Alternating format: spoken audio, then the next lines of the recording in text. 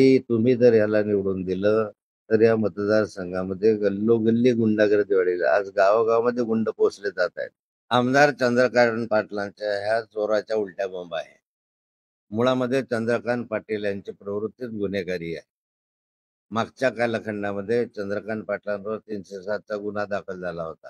की तुम्ही जर याला निवडून दिलं, तर या मतदारसंघामध्ये गल्लोगल्ली गुंडागर्दी वाढेल. आज गावागावामध्ये गुंड पोहोचले जात आहेत. त्या कालखंडामध्ये 6 महिने चंद्रकांत पाटील फरार होते. एक गुंड प्रवृत्तीचा माणूस यांची याची ओळख कायमची राहिलेली आहे. यांच्या सोबत जे कार्यकर्ते आहेत ते कसे आहेत ते सर्व समाज ओळखून आहे. कोणत्या गुंड प्रवृत्तीचे कशा रीतीचे कार्यकर्ते घेऊन हे फिरतात हे आता जनता जवळून एकंदरीत पाहिलं तर या ठिकाणी गहू खेडाचा जो माणूस आहे त्याला ह्याने दडपशाही नाही केलं. त्याने याचा भ्रष्टाचार उघड केला गहू खेडाच्या मधु पाटलांनी. कारण रस्ताच केला नाही, रस्त्याची बिलं काढले आणि त्याच्यावर दमबाजी करून त्याच्याकडून ते वधवून घेतलं. परत दुसऱ्या दिवशी तर माझ्याकडे आले काल मधु पाटील आणि त्याने परत स्टेटमेंट केलं की ह्यांनी माझ्याकडून दमबाजी करून स्टेटमेंट करून घेतलं. असे हे दमबाजी करणारे आहे.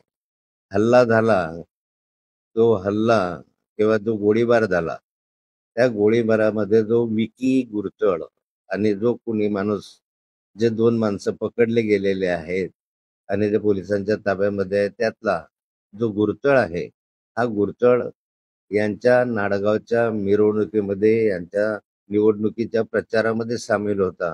मी आमदारांना पहिला प्रश्न विचारला होता की याचा आणि तुमचा काय संबंध आहे, ज्याला गोळीबारामध्ये पकडलेला आहे. तुम्हीच तर गोळीबारासाठी प्रयत्न केले नाहीत ना, हा तुमच्या बरोबर आहे का, याचा खुलासा आमदारांनी केला पाहिजे. माझ्याकडे ते व्हिडिओ रेकॉर्डिंग आहे, ते व्हिडिओ रेकॉर्डिंग मी मीडियाला पण दिलेलं आहे. तो खुशाल यांच्या याच्यामध्ये फिरतो आणि दुसऱ्या दिवशी तोच गोळीबार करतो आणि पकडला जातो. याचं काय आहे? गोळीत काय आहे, तर गुपत काय, याचा खुलासा का करत नाही? मारामारी गुंडगर्दी हे माझे माझं पिंड नाही. मी 40-45 वर्ष झाले या विधानसभा क्षेत्रात काम करतो. कधीही मी कुणालाही अशा स्वरूपाची दमबाजी केल्याचं उदाहरण नाही. कुणाकडे अशा स्वरूपाचा भ्रष्टाचार केल्याची उदाहरणं नाहीत. कुणावरही अशा स्वरूपाचे हमले केल्याची उदाहरणं नाही. मी मागील 5 वर्षापूर्वी निवडणुकीमध्ये भाषणांमध्ये नेहमी सांगत होतो की तुम्ही जर याला निवडून दिलं, तर या मतदारसंघामध्ये गल्लोगल्ली गुंडागर्दी वाढेल. आज गावागावामध्ये गुंड पोहोचले जात आहेत. 5-7-10 गुंड गावागावामध्ये आहे आणि तेच गुंडागर्दी करतात. तेच बॅनर फाडतात आणि आमचं नाव घेतात.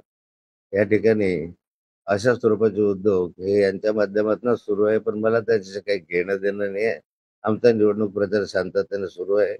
17 ते 19 मध्ये हेच करणार आहेत सगळे उद्योग आणि त्या संदर्भामध्ये ह्यांचीच गुंडगिरी प्रत्येक ठिकाणी चालेल म्हणून संवेदनशील मतदान केंद्रांची यादी मी निवडणूक आयोगाला कळवलेली आहे आणि त्या ठिकाणी पोलीस ठेवावं, पोलिसांचा कडक बंदोबस्त या मतदारसंघात असावा अशी मी मागणी केलेली आहे.